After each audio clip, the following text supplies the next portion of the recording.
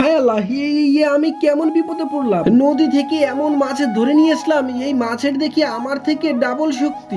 তাইলে এখন এই মাছটা আমি খাবো কিভাবে? সেই সকাল থেকে খালি পেটে নদীর দিকে হা করে চেয়ে থাকতে থাকতে এই বিকাল বেলা একটা মাছ পাইলাম, তাও আবার আমার থেকে 4 গুণ ছোট, কিন্তু শক্তি আমার থেকে 8 গুণ বেশি। না না না না, হার মানলে চলবে না।